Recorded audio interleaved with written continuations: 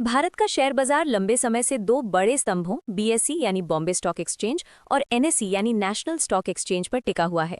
इन दोनों एक्सचेंजों ने देश के पूंजी बाजार को वैश्विक पहचान दिलाई है। लेकिन अब भारतीय बाजार में एक और नाम फिर से चर्चा में है, एमएसई यानी मेट्रोपॉलिटन स्टॉक एक्सचेंज।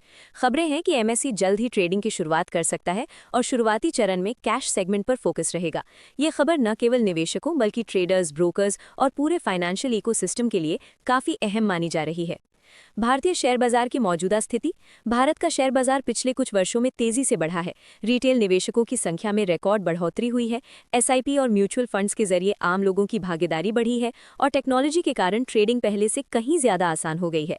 एनएसई और बीएसई दोनों ने अपने अपने प्लेटफॉर्म्स को अत्याधुनिक बनाया है। लेकिन बढ़ते निवेशकों और ट्रेडिंग वॉल्यूम के बीच एक सवाल लगातार उठता रहा है, क्या दो एक्सचेंज देश के बढ़ते बाजार के लिए पर्याप्त है? यहीं से एमएसई की वापसी की चर्चा शुरू होती है। एमएसई कोई नया नाम नहीं है। पहले इसे एमसीएक्स एसेक्स के नाम से जाना जाता था और इसका उद्देश्य भारतीय शेयर बाजार में प्रतिस्पर्धा बढ़ाना था। एमएसई का इतिहास कहां से कहां तक। मेट्रोपॉलिटन स्टॉक एक्सचेंज की शुरुआत एक महत्वाकांक्षी सोच के साथ हुई थी। इसका लक्ष्य था एनएसई और बीएसई के वर्चस्व को चुनौती देना और निवेशकों को एक वैकल्पिक प्लेटफॉर्म देना। शुरुआती दौर में एमएसई ने करेंसी डेरिवेटिव्स सेगमेंट में अच्छी पकड़ बनाई थी। कई ब्रोकर्स और ट्रेडर्स ने इसे अपनाया भी था। हालांकि समय के साथ एमएसई को कई चुनौतियों का सामना करना पड़ा। कम ट्रेडिंग वॉल्यूम, लिक्विडिटी की कमी, तकनीकी और नियामकीय बाधाओं के कारण ये एक्सचेंज धीरे धीरे बैकफुट पर चला गया। एक समय ऐसा भी आया जब एमएसई की सक्रियता लगभग खत्म सी हो गई और बाजार से इसका नाम लगभग गायब सा हो गया। लेकिन अब हालात बदलते नजर आ रहे हैं। एमएसई की वापसी क्या है खास? ताज़ा रिपोर्ट्स के मुताबिक एमएसई अगले 2 हफ्तों में फिर से ट्रेडिंग की शुरुआत कर सकता है। इस बार रणनीति पहले से ज्यादा साफ और व्यावहारिक बताई जा रही है। एमएसई शुरुआत में कैश सेगमेंट पर फोकस करेगा, यानी इक्विटी शेयरों की खरीद बिक्री से इसकी नई पारी शुरू होगी। सबसे अहम बात यह है कि लिक्विडिटी बढ़ाने के लिए करीब 130 शेयरों के लिए मार्केट मेकर्स नियुक्त किए जा रहे हैं। मार्केट मेकर्स की भूमिका किसी भी एक्सचेंज के लिए बेहद महत्वपूर्ण होती है, क्योंकि वही बाजार में लगातार खरीद और बिक्री के भाव देकर ट्रेडिंग को सुचारू बनाए रखते हैं। मार्केट मेकर्स का काम होता है कि वो किसी शेयर में हर समय खरीद यानी बिड और बिक्री यानी आस्क के भाव उपलब्ध कराएं। इससे निवेशकों को ये भरोसा मिलता है कि वो जब चाहें अपनी पोजीशन एग्जिट कर सकते हैं। एमएसई की पिछली असफलताओं में लिक्विडिटी की कमी एक बड़ा कारण रही थी। इस बार अगर मार्केट मेकर्स की नियुक्ति सही ढंग से होती है तो ये एमएसई के लिए गेम चेंजर साबित हो सकता है। निवेशकों के लिए क्या बदलेगा? अगर एमएसई सफलतापूर्वक ट्रेडिंग शुरू करता है तो निवेशकों के पास एक और विकल्प होगा। ज्यादा एक्सचेंज होने का मतलब है ज्यादा प्रतिस्पर्धा, और प्रतिस्पर्धा का सीधा फायदा निवेशकों को मिलता है। ब्रोकरेज फीस कम हो सकती है, ट्रेडिंग इंफ्रास्ट्रक्चर में सुधार हो सकता है और नई नई सुविधाएं सामने आ सकती हैं। छोटे निवेशकों के लिए ये एक सकारात्मक संकेत है, क्योंकि उन्हें ज्यादा विकल्प और बेहतर सेवाएं मिल सकती हैं। ट्रेडर्स के नजरिए से एमएसई, ट्रेडर्स के लिए किसी भी एक्सचेंज की सबसे बड़ी जरूरत होती है स्पीड, स्टेबिलिटी और लिक्विडिटी। अगर एमएसई इन तीनों मोर्चों पर खुद को साबित कर पाता है तो डे ट्रेडर्स और शॉर्ट टर्म ट्रेडर्स के बीच इसकी लोकप्रियता बढ़ सकती है। हालांकि ट्रेडर्स के लिए यह भी जरूरी होगा कि वो शुरुआती दिनों में सतर्क रहें। नई या रीलॉन्च हुए एक्सचेंज पर ट्रेडिंग करते समय वॉल्यूम, स्प्रेड और ऑर्डर एग्जीक्यूशन पर खास नजर रखनी होगी। ब्रोकर्स और फाइनेंशियल इंडस्ट्री की भूमिका। एमएसई की सफलता काफी हद तक इस बात पर भी निर्भर करेगी कि बड़े ब्रोकर्स और फाइनेंशियल संस्थान इसे कितना सपोर्ट करते हैं। अगर प्रमुख ब्रोकरेज हाउस अपने प्लेटफॉर्म्स पर एमएसई को प्रमुखता देते हैं तो निवेशकों का भरोसा तेजी से बनेगा। इसके अलावा टेक्नोलॉजी पार्टनर्स, क्लियरिंग कॉर्पोरेशंस और रेगुलेटरी बॉडीज का सहयोग भी अहम रहेगा। एक मजबूत और भरोसेमंद इकोसिस्टम के बिना किसी भी एक्सचेंज का टिक पाना मुश्किल होता है। सेबी और नियामकीय पहलू। भारतीय शेयर बाजार का रेगुलेटर सेबी किसी भी एक्सचेंज के संचालन में अहम भूमिका निभाता है। एमएसई को भी सेबी के सभी नियमों और दिशा निर्देशों का पालन करना होगा।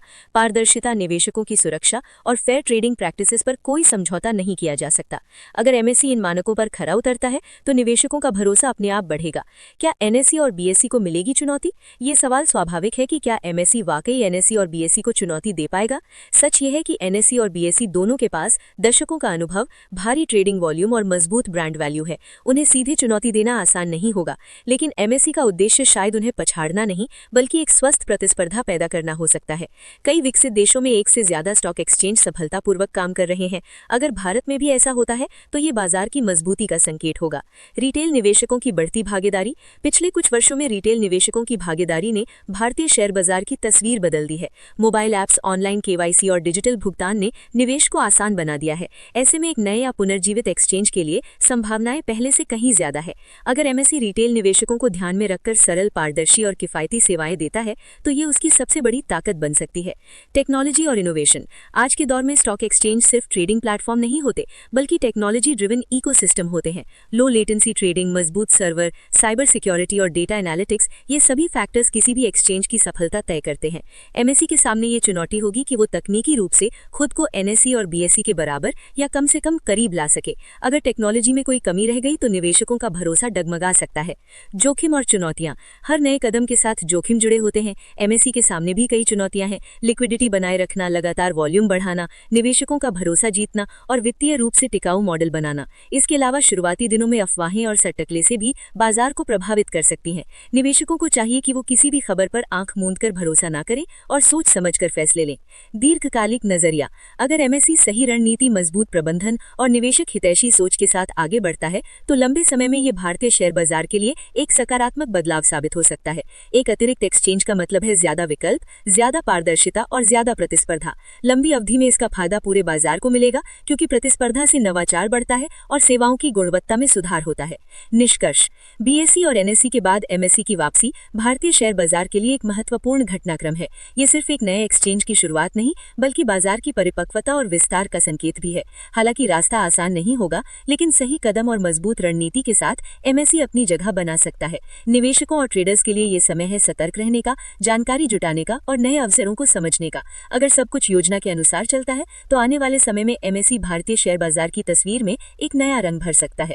अगर आपको शेयर बाजार से जुड़ी ऐसी काम की और लेटेस्ट जानकारियां पसंद आती हैं तो वीडियो को लाइक जरूर करें, चैनल को सब्सक्राइब करें और बेल आइकन दबाना ना भूलें, ताकि शेयर मार्केट की हर बड़ी खबर आप तक सबसे पहले पहुंचे।